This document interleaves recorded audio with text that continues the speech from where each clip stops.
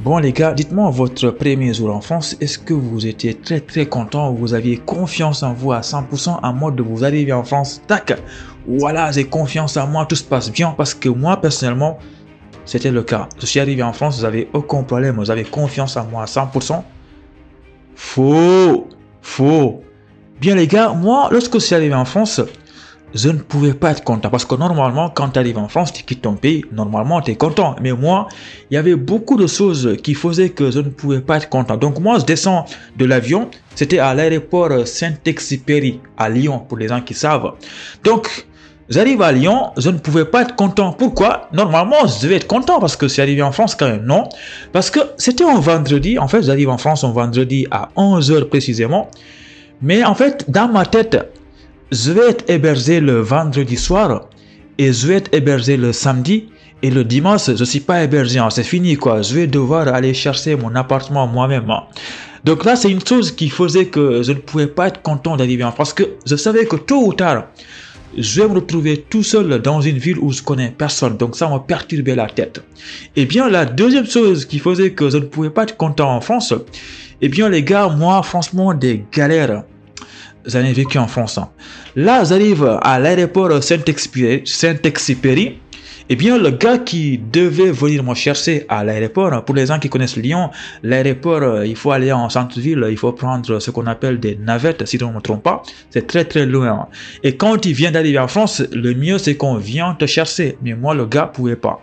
D'ailleurs, si vous voyez la vidéo là, merci beaucoup de m'avoir hébergé le week-end parce que ça m'a vraiment beaucoup aidé. Donc, il fallait que moi, qui viens d'arriver en France, d'aller acheter un ticket à l'aéroport pour prendre une navette, me rendre en centre-ville de Lyon. Est-ce que vous imaginez ça? Hein? Quelqu'un qui vient tous les arriver en France, qu'est-ce qui se passe en ce moment-là dans sa tête?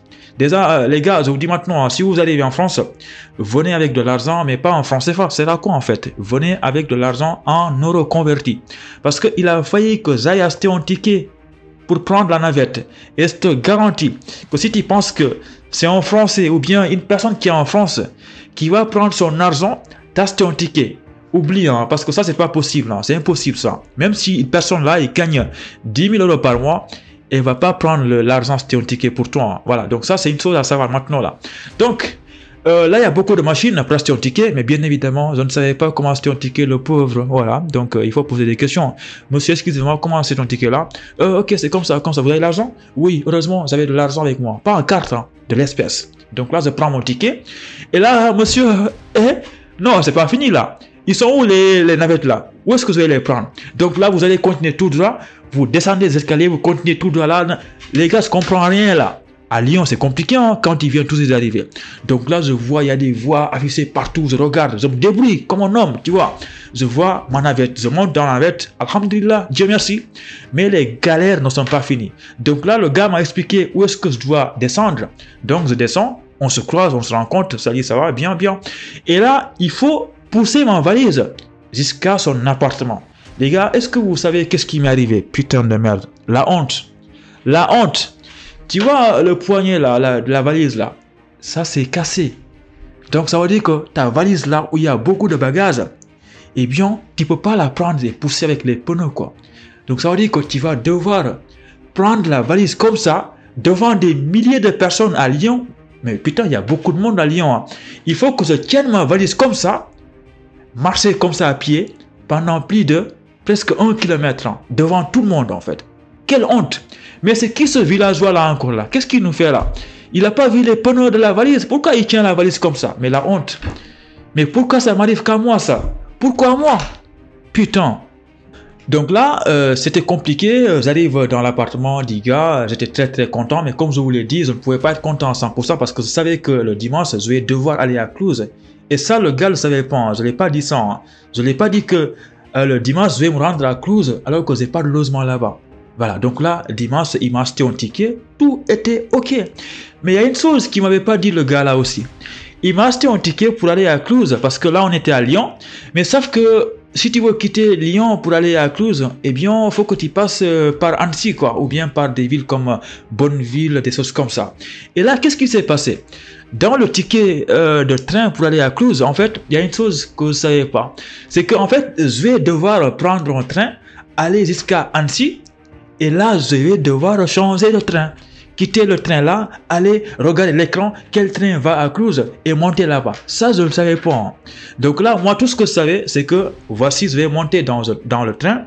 Je vais attendre qu'on me dise arrêt Cluse, je descends, point. Voilà. Et là, je monte dans le train.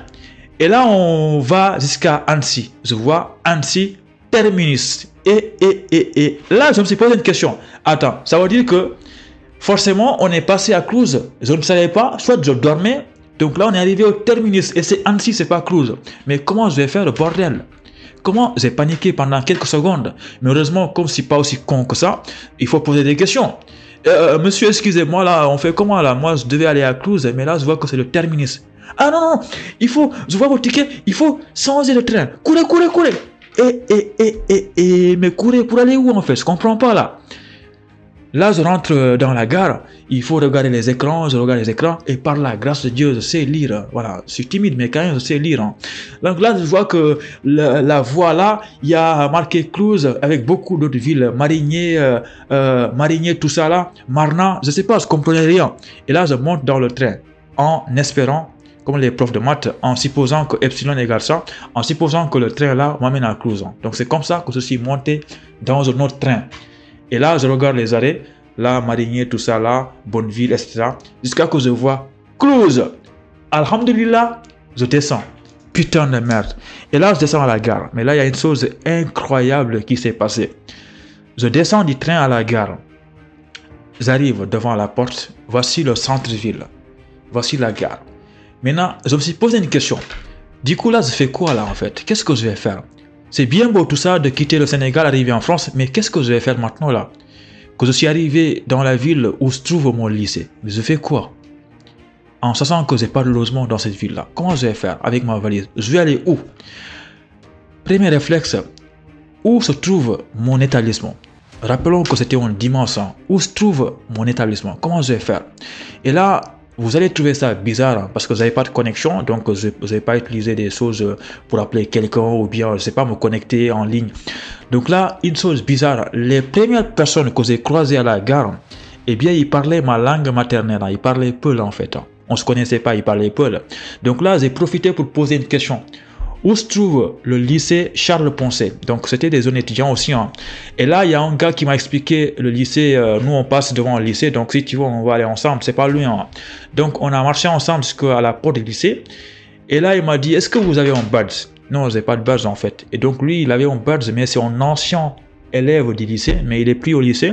Donc là, il a essayé de m'ouvrir la porte, mais sauf que ça ne marchait pas. Donc il a dit, désolé. Je dis, t'inquiète pas, c'est pas grave. Hein, je vais appeler le gardien. Mais les gars, c'est comme ça que je suis arrivé au lycée. Je ne savais même pas où dormir le soir. Hein. C'était vers 18h là. Franchement, mon premier jour en France, c'est une chose que je vais jamais oublier. Franchement, c'est une chose que je ne souhaite à personne. Et heureusement que beaucoup de personnes, étudiants étrangers, c'est pas comme ça qu'ils arrivent en France. Souvent, vous avez la chance d'avoir votre tante Aminata Diop ou bien votre oncle Moustapha Ndiaye qui est à Paris ou bien à Clermont-Ferrand, ou bien vous avez beaucoup de connaissances dans les villes là. En fait, l'avantage d'arriver dans les grandes villes comme Clermont-Ferrand, Orléans, Strasbourg, Paris, en fait, c'est que tu vas peut-être galérer, mais mon gars, tu vas tôt ou tard rencontrer tes frères qui viennent du même pays que toi, peut-être sénégalais, ivoiriens, il y aura peut-être des propositions de colocation, beaucoup de choses. Mais moi, dans la ville de Cluse, je vous le garantis, qu'il y a 0 étudiants sénégalais. Il n'y a pas d'association d'étudiants sénégalais dans cette ville-là. Pourquoi? Parce qu'il y a des lycées. Voilà. Aucun étudiant ne postule dans ces villes-là pour aller à la fac parce qu'il n'y a pas d'université. Donc, bien évidemment, j'ai fait des recherches et j'ai vu qu'il y a une association de Peul, de Guinéens, de Sénégalais. Mais est-ce que vous savez, c'était quoi comme association? C'était une association pour permettre en cas de décès de ramener le corps au pays. Oh, astaghfirullah, calamède là.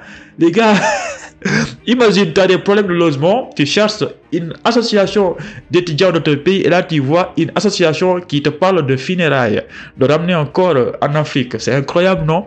Donc franchement, c'était galère. C'est pourquoi les gars, arriver en France, c'est bien. Mais n'oubliez jamais de penser à la suite. Préparez-vous, anticipez. Parce que moi, il n'y a qu'une seule chose qui m'a vraiment sauvé.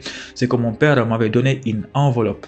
Et cette enveloppe a beaucoup changé pour moi. C'est ça qui m'a empêché d'aller dormir dans la rue. Parce que n'oublions pas que j'ai une fois fait une recherche bizarre sur Internet. Une chose que je ne peux pas oublier, malheureusement, j'ai une fois tapé sur la barre de recherche Google et c'est la chose la plus bizarre que j'ai eu à taper dans une barre de recherche. C'est comment dormir dans la rue en sécurité.